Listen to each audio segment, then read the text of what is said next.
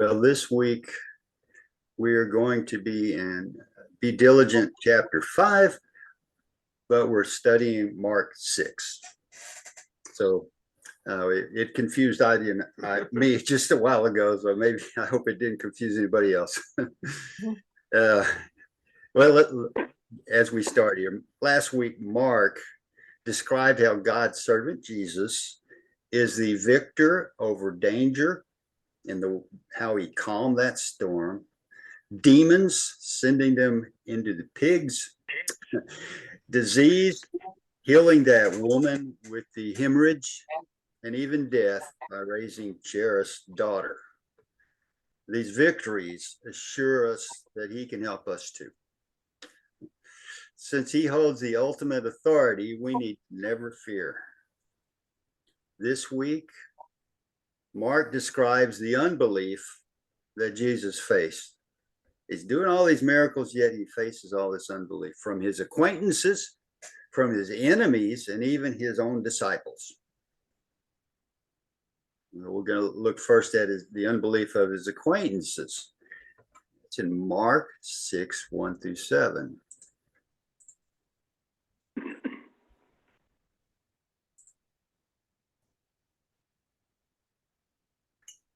Ida's going to be our reader today, if that's okay with everybody.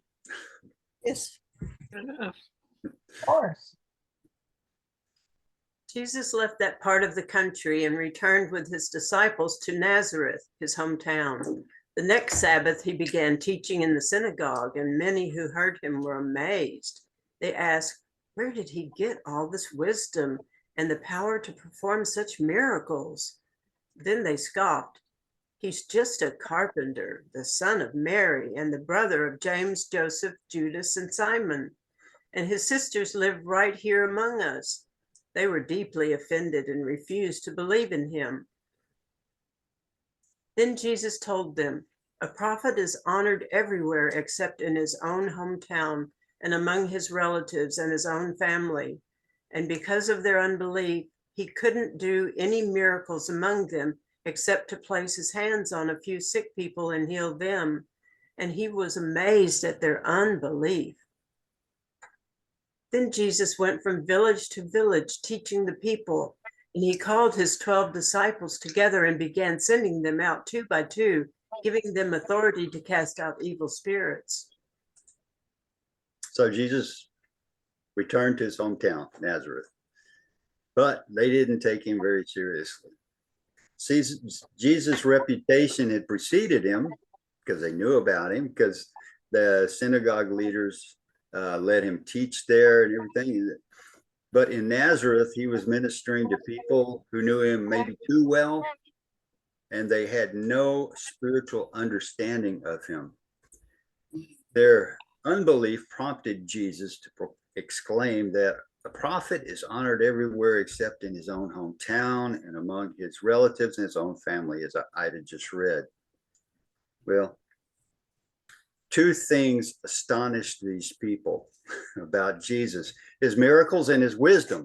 Since Jesus didn't do any miracles while he was there, we have to assume that the people were probably referring to reports they'd heard about him earlier.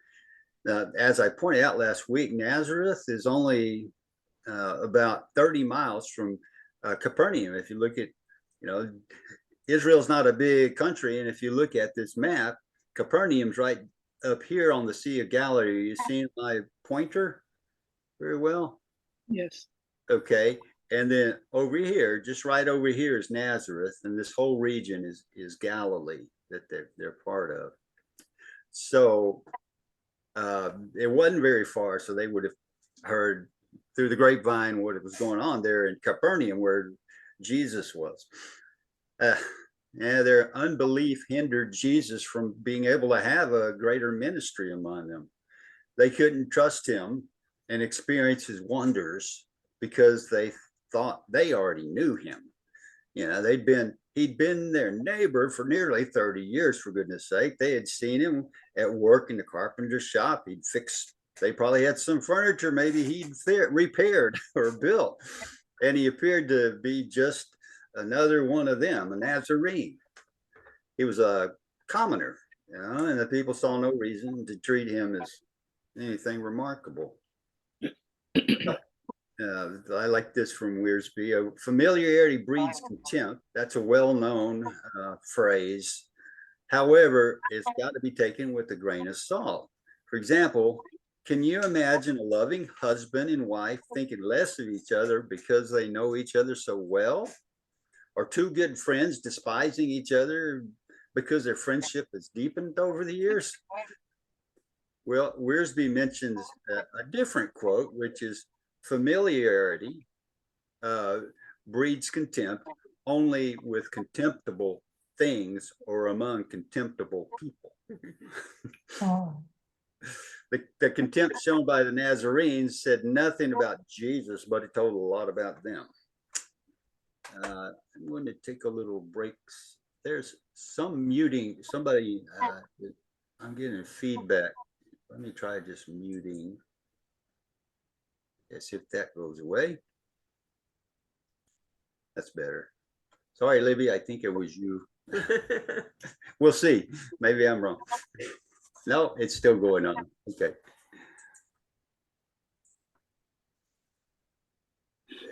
Okay, well, I could play. I'll just keep going. Okay. I don't know who it is. Yeah.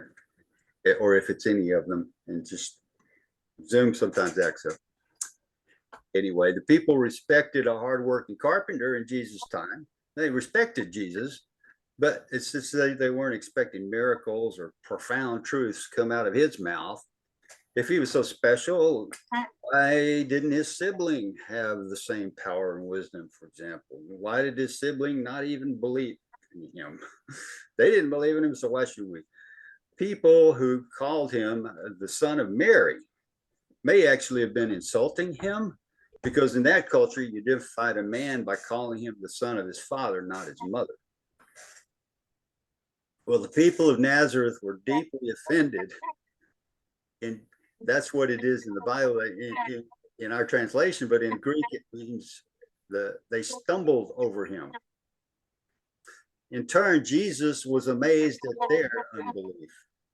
Only twice in the gospel do we find Jesus amazed. This is one of them. He was shocked at the Jewish Nazarenes' unbelief, while in Luke, he was astonished at the great faith of the Roman centurion, a Gentile. Well, Jesus left, but he kept going from town to town in the villages in that Galilee region, seeing, and Wearsby's reading between the lines here, that seeing the people's desperate plight there, he sent out his disciples. That his response was to send out his disciples to minister with his authority and his power. And then we see how he encountered the unbelief of his enemies. And that's in Mark 6:7 all the way to 29.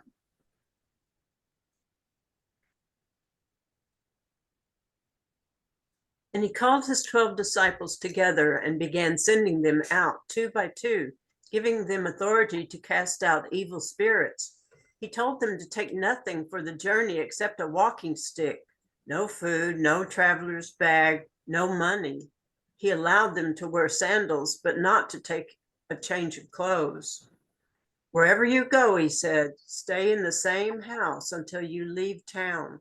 But if any place refuses to welcome you or listen to you, shake its dust from your feet as you leave to show that you have abandoned those people to their fate. So the disciples went out, telling everyone they met to repent of their sins and turn to God. And they cast out many demons and healed many sick people, anointing them with olive oil. Herod Antipas, the king, soon heard about Jesus because everyone was talking about him. Some were saying, this must be John the Baptist raised from the dead. That is why he can do such miracles. Others said, he's the prophet Elijah. Still others said, he's a prophet like the other great prophets of the past. When Herod heard about Jesus, he said, John, the man I beheaded, has come back from the dead. for Herod had sent soldiers to arrest and imprison John as a favor to Herodias. She had been his brother Philip's wife, but Herod had married her. John had been telling Herod, "It is against God's law for you to marry your brother's wife." So Herodias bore a grudge against John and wanted to kill him. But without Herod's approval, she was powerless, for Herod respected John, and knowing that he was a good and holy man, he protected him.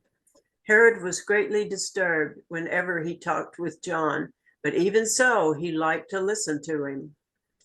Herodias's chance finally came on Herod's birthday. He gave a party for his high government officials, army officers, and the leading citizens of Galilee. Then his daughter, also named Herodias, came in and performed a dance that greatly pleased Herod and his guests. "Ask me for anything you like," the king said to the girl, "and I will give it to you."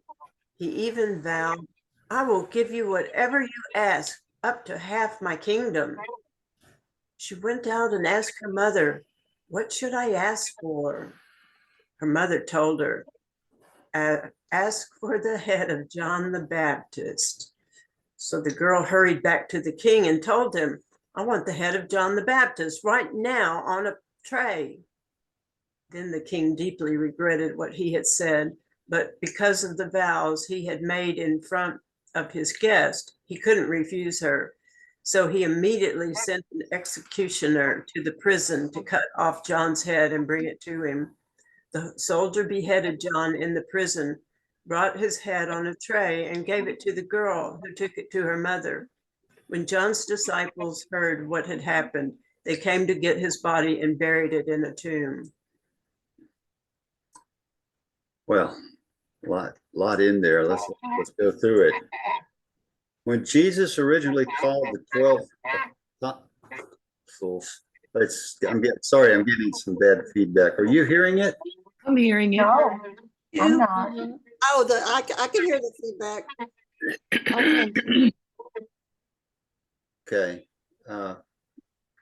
Could I have everybody mute and see if that helps? Everybody muted. Okay, Yeah. how to do it? How do I don't even know how to If you do it. don't know, I'll mute you. Okay. But don't worry, I'll do it.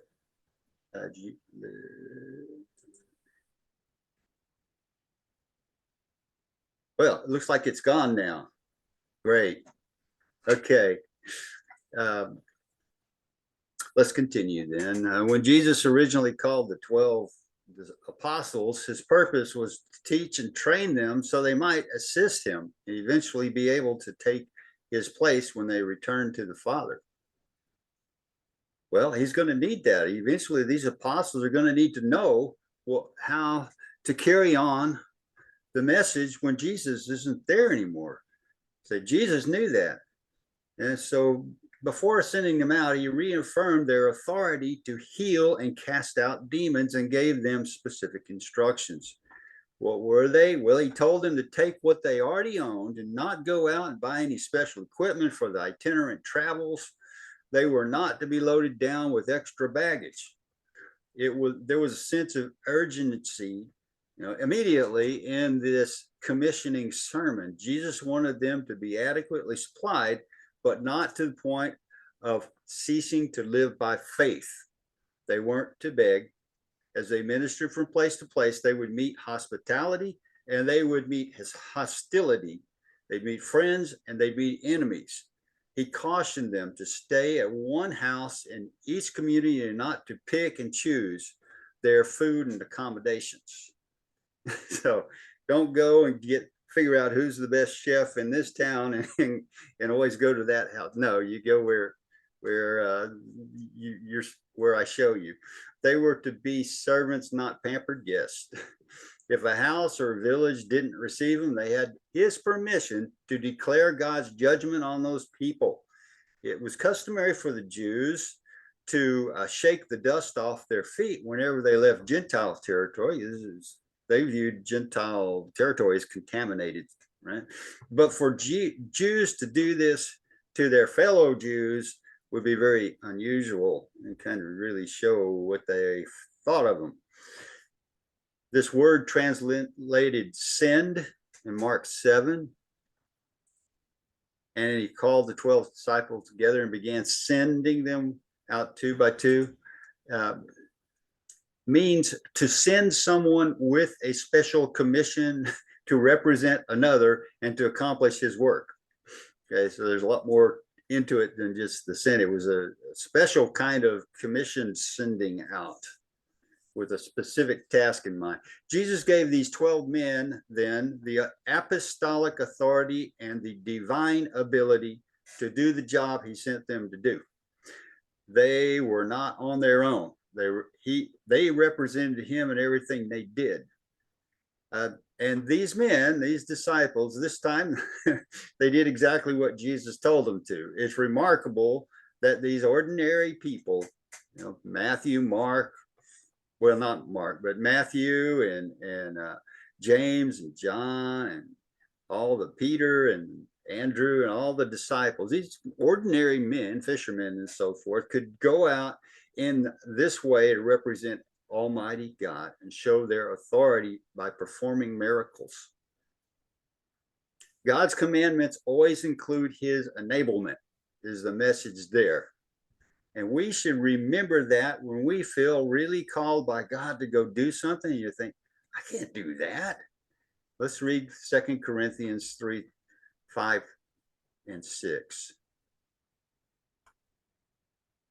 Oh, I'll go ahead. It is not that we think we're qualified to do anything on our own. Our qualification comes from God. He has enabled us to be ministers of his new covenant. This is a covenant not of written laws, but of the Spirit. The old covenant ends in death, but under the new covenant, the Spirit gives life. And the new covenant will enable us. According to Mark and Luke, they proclaim the good news of the kingdom. So Mark, Gospel of Mark, the Gospel of Luke tell us that they proclaimed the kingdom, called on sinners to repent, and healed many who were sick. So they were actually healing people. Reports of Christ's ministry, augmented by his disciples, even reached the palace of Herod Antipas. So the word spread all the way to Herod.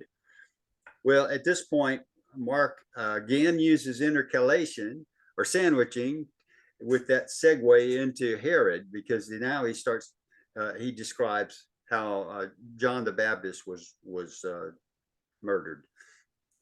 Mark called him King Herod. Mark called the guy King Herod, which is what he wanted to be, but in reality he was not a king, but only a tetrarch and the ruler of a part of the Roman conquered region.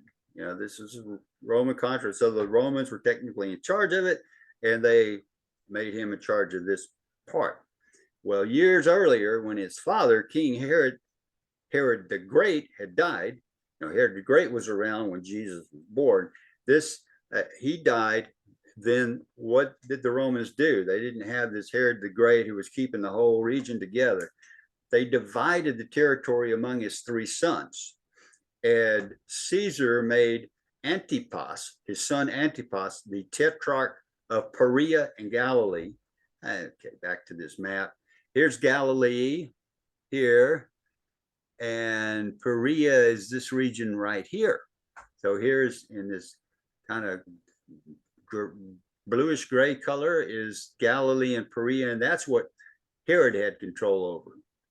And we have Pontius Pilate, who was in control of down here in Jerusalem.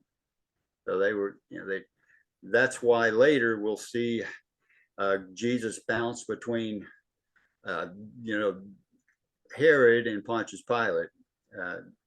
But that's to come, right? So anyway, that's Herod's domain. He was tetrarch. He wanted to be called king of the Jews, and he wasn't.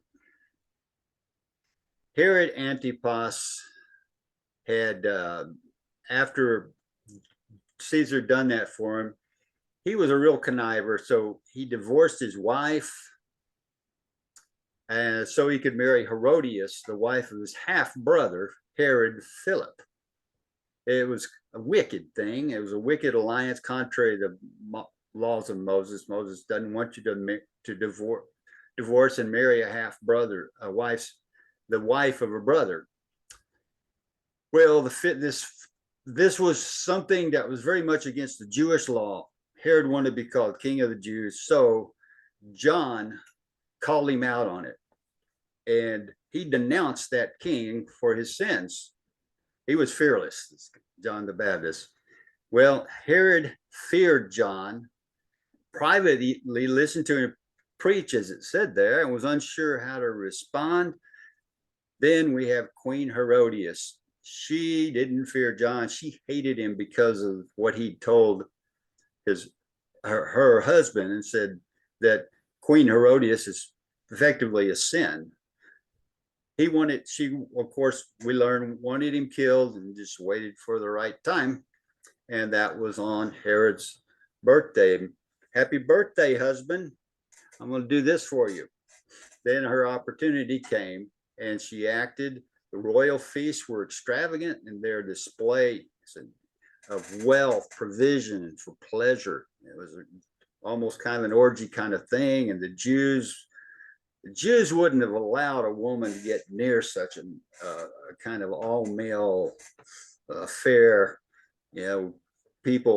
Men drinking and probably drunk. And so here Herod wants his daughter-in-law to dance before this group of men. Gentile mothers wouldn't even have let a daughter get near that. But Herodias did. In fact, she encouraged her to perform this little dance before these ogling men. And when Herod heard this request of this girl, he was greatly distressed, as it said, but he had to be true to his promise or lose faith before a very important group of people he'd invited.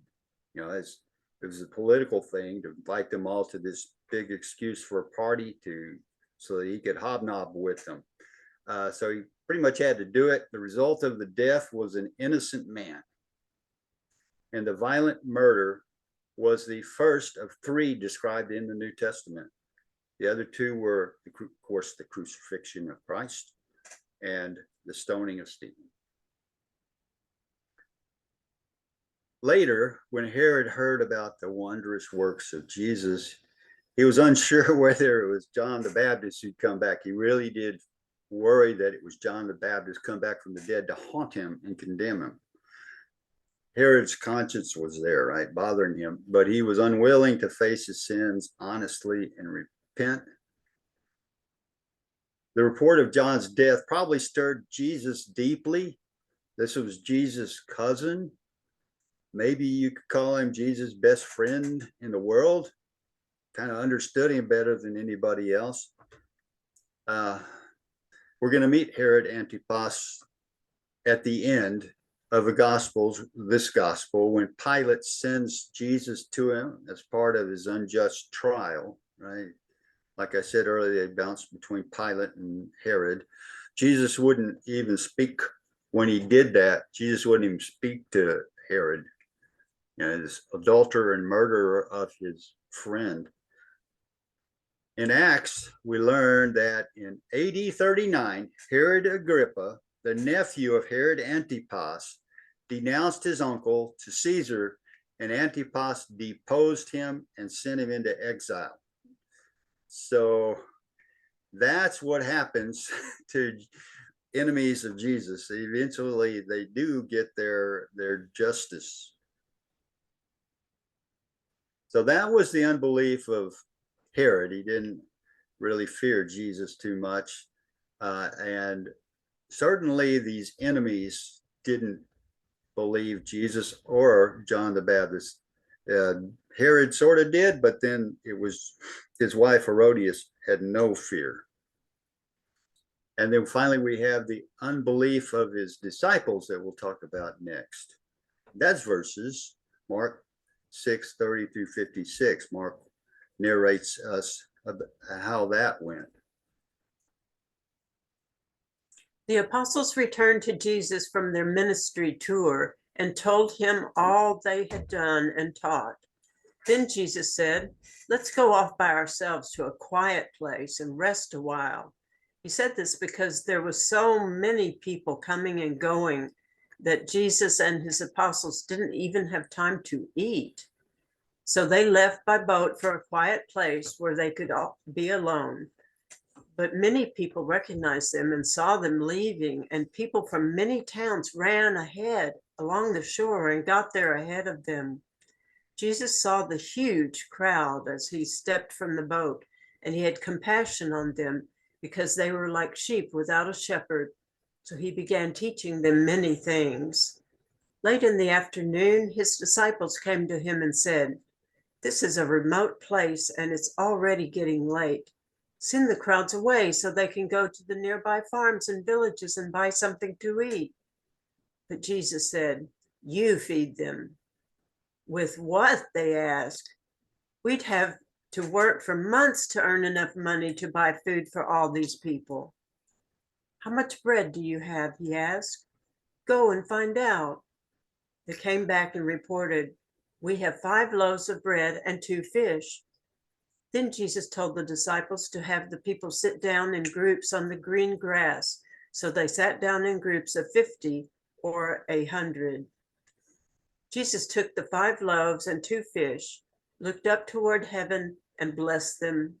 Then breaking the loaves into pieces, he kept giving the bread to the disciples so they could distribute it to the people.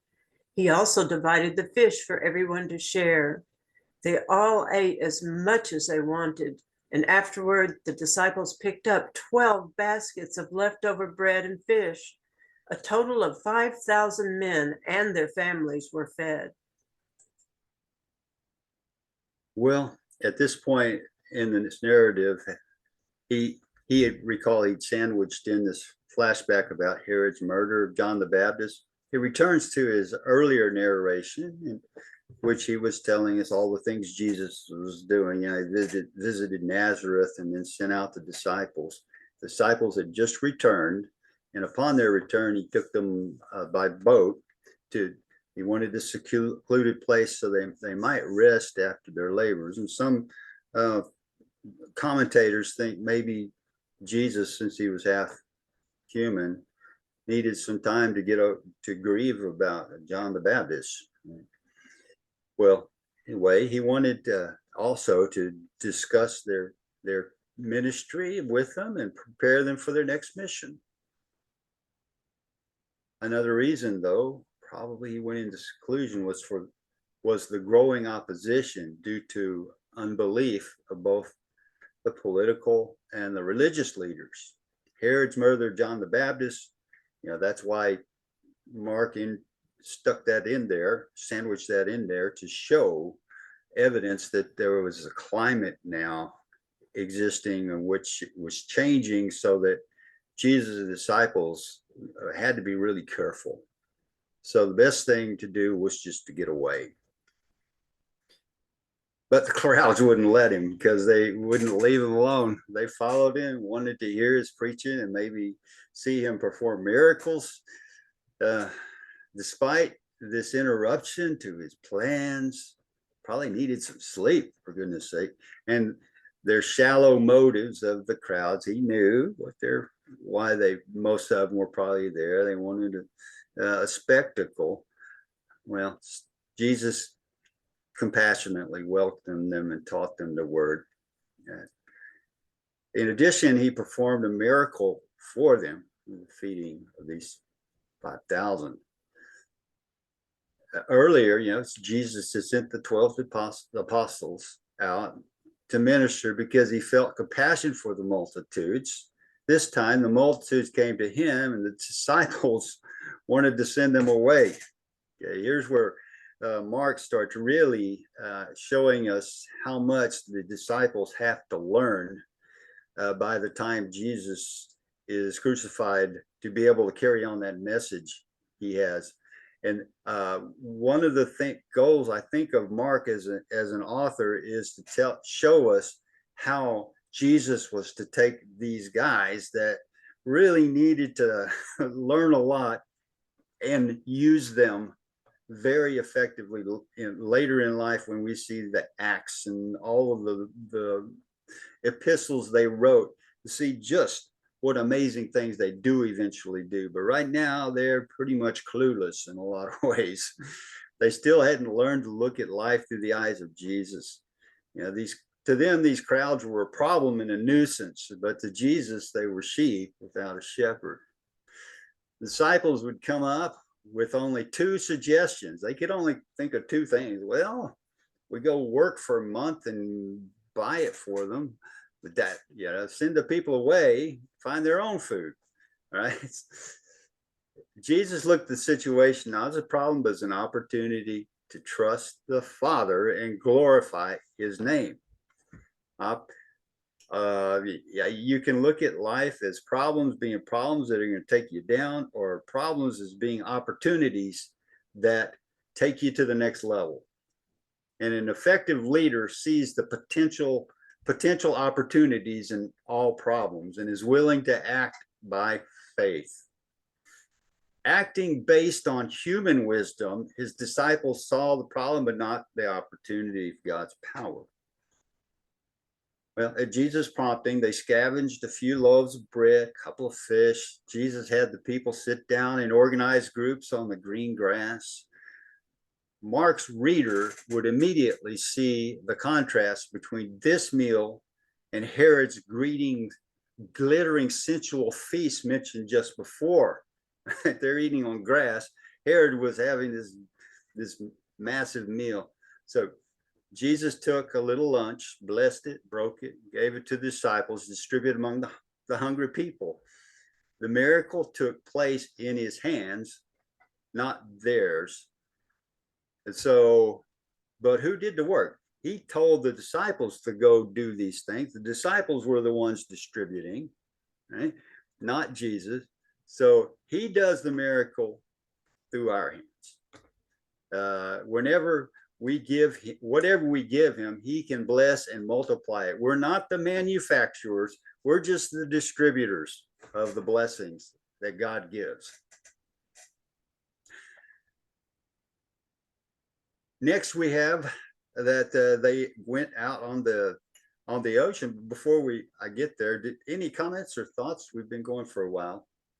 Anybody have a question, comment they would like to, or clarification or comment? Say, raise your hand. I've got you all muted, so I'll unmute you as I can. Looking over at my view of you guys and gals, and I don't see any hands up. There's one. Okay. Hi, Libby. Hi. David had something to. Oh, David. Hi. No, you said put your hands up, and so I did. Oh, okay. Okay.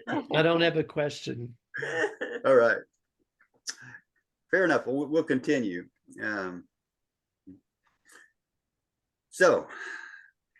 This next we come to what Ida read about the stilling of the storm. So immediately after this meal, Jesus had them get back into the boat since the crowds had interrupted their earlier attempt to escape by themselves. Jesus decided to teach his disciples a lesson in the process. You know? So he stayed on shore to spend some time alone, recharging himself with prayer, knowing that he'd be quickly back into action, performing more miracles the next day. Well, first, Jesus walked on the water, then he stilled the storm. It was indeed a night of wonders for the 12. Why did Jesus compel his disciples to leave without him? Well, here's some ideas. Maybe it was because the crowd was getting restless and there was a danger they might start a popular uprising and try to make Jesus the kind of king they wanted. And he knew that these 12 disciples weren't ready to face that kind of test because their ideas of the kingdom were still too national and political. They would probably join with the crowds raising their hands and saying, yes, King Jesus. So they still had some learning to do, these disciples. Second, he wanted to teach them a lesson on faith. That's kind of the obvious one that would help prepare them for the work ahead when he was gone. Right? He sent them out there on that boat into the storm alone. Disciples had just completed a successful mission. They'd gone out, healed the sick, preached the gospel. They had shared in the miraculous feeding of 5,000 people.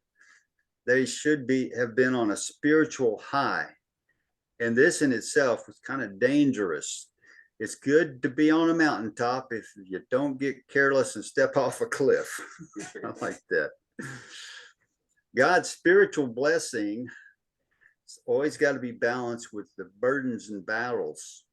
There's always God balances things. We said that last week. There's always balance in what God does. If we get a blessing, it kind of expects something not so blessing to follow it.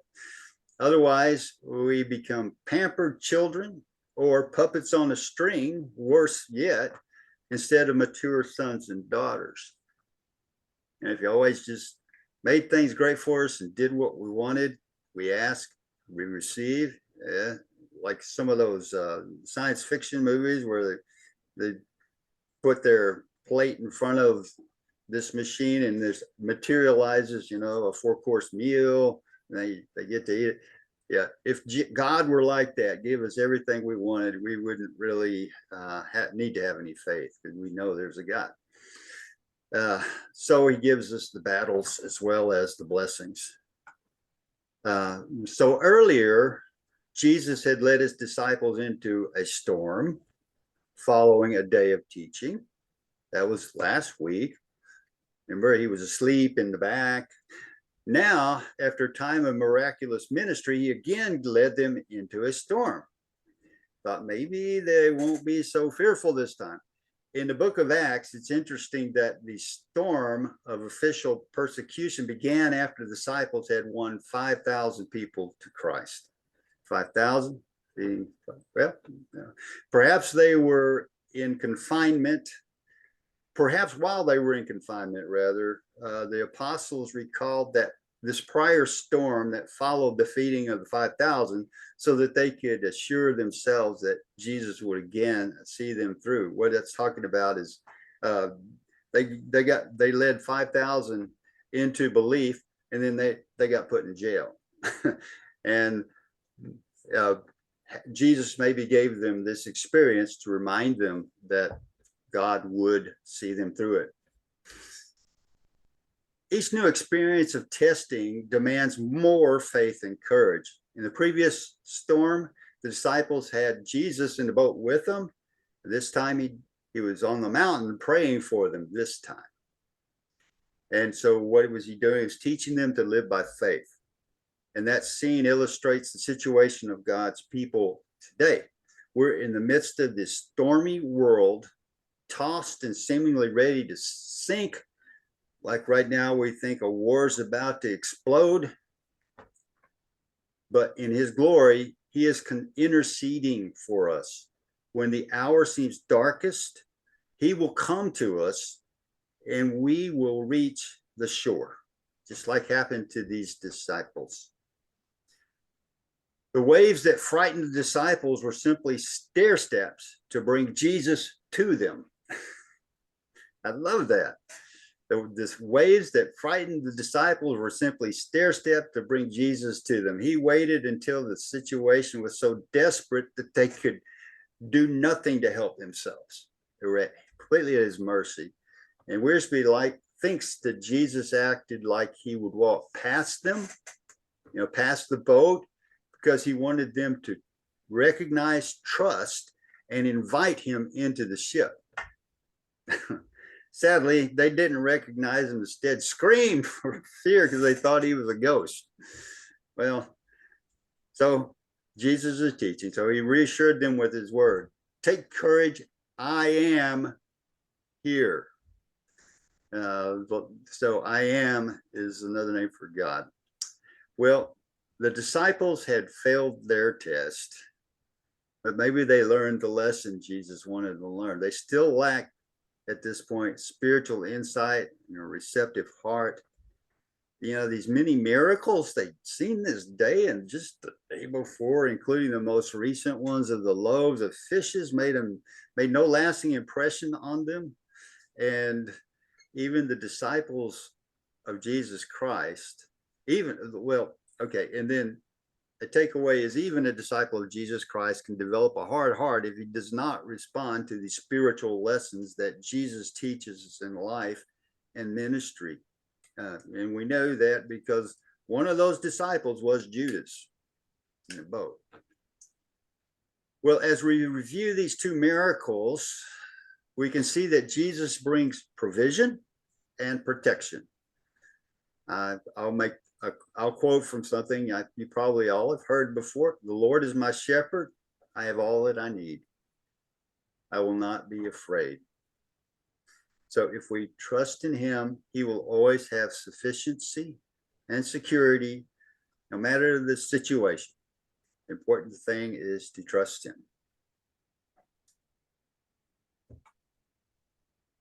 And that's a great way to end that section. And then Mark goes a little further and positively described the people who brought their sick for Jesus to heal.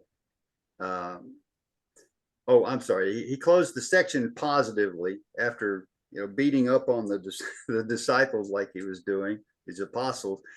He described the people who had brought their sick for Jesus to heal. These people had faith, and Jesus rewarded it. And this scene contrasts so sharply with the rest of the chapter's continuous stream of unbelief. From Jesus' acquaintance in Nazareth, his enemies like Herod, and even his 12 disciples. It's like we, the readers, needed that. That Jesus walks on water, and then when they crossed through, they brought the shore and climbed out, and the people recognized Jesus at once, and they ran through their sick. Wherever he went, they brought their sick. They begged to heal him, and all who touched him were healed. So that's a nice way to upliftingly end this.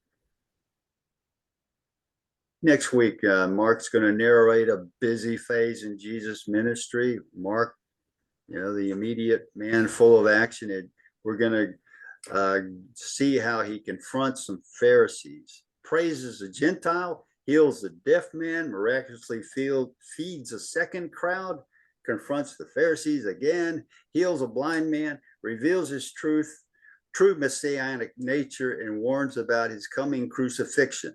That will be in chapter 6 of Be Diligent.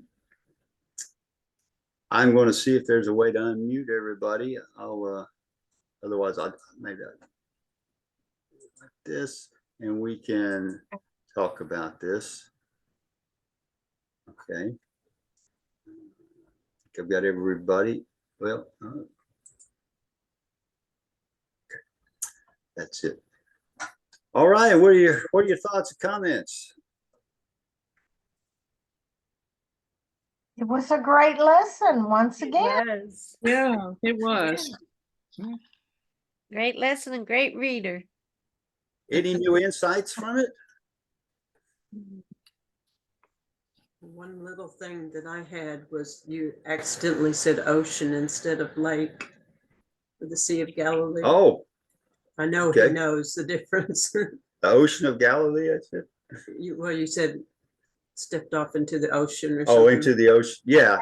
But- Yeah, the Sea of Galilee is a freshwater sea below sea level, but it's not the ocean.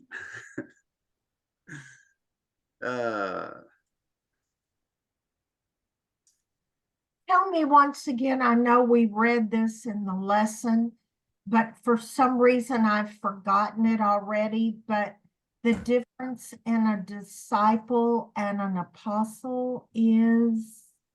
Sometimes no difference, it depends on the context, but sometimes an apostle means one of the 12. Sometimes a disciple can mean one of the 12, but it can also mean a follower of Jesus. So I guess the church, there's a Disciples of Christ church, the Christian church.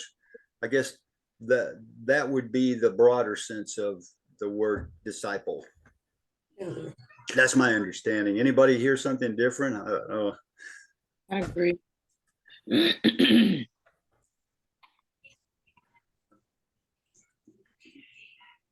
Anything else? We've got a little time.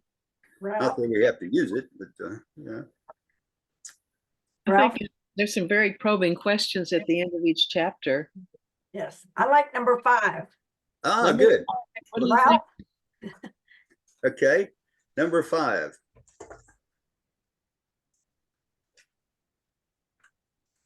Could you read it to us? what do you think would have been the greatest difficulty in being a disciple of Jesus?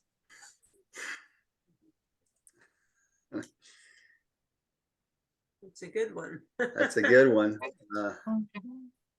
You'd have to be tolerant of criticism. Oh, ye of little faith. And you'd also be,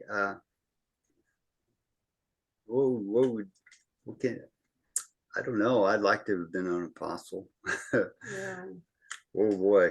To see him perform miracles and, oh, what am I saying? I see miracles all around me. What am I? I guess maybe it would be feel like you are right now, because we are all his disciples and we believe him.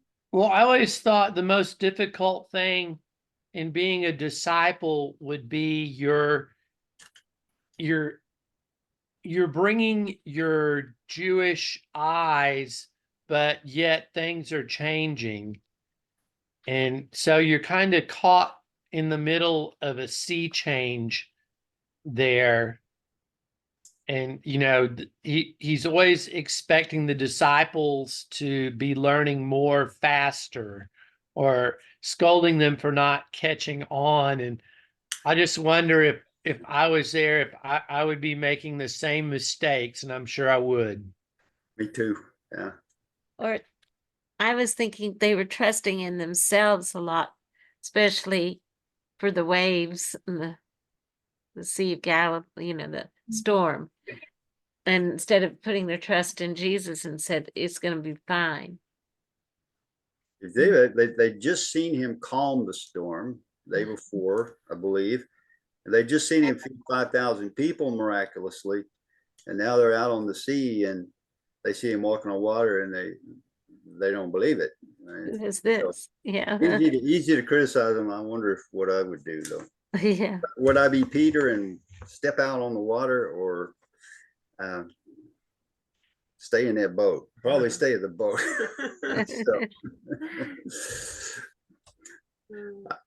Trust but verify. Yeah. No, you don't verify. You trust only in that case. Yeah, if it's Putin walking on the water, I would trust but verify. But Jesus, Run away real quick. just to trust.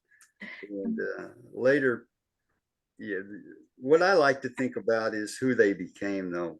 Peter, the great healer, miracle worker himself, stood up and faced off against the people he ran away from and lied 3 times about, just literally less than a year before. And you think that when that Holy Spirit hit him, it changed things. But before that, this Holy Spirit maybe gave him the insights they needed to understand the things they'd seen and observed and witnessed, and were even themselves able to do. Yeah, I like that point. And that's a really good question. Anybody else see a good question? I related to number 3, the dynamics of a hometown. What dynamics of a hometown would make it difficult for the people of Nazareth to take Jesus seriously? I think that is one of the having been from a small town and moving back here too.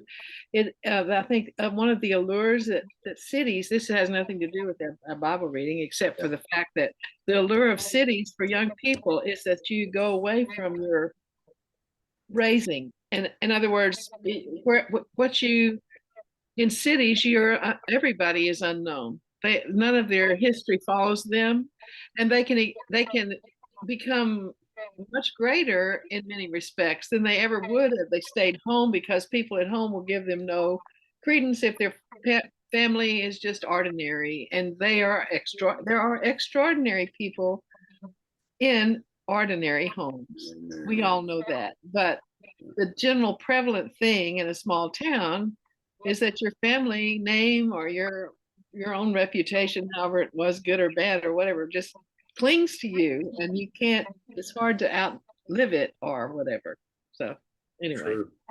So true. it was still that way in Jesus' day. I would think so. I came from a really small town, less than 2,000 people. I grew up from 5th grade through high school, and I was ready to go to something bigger.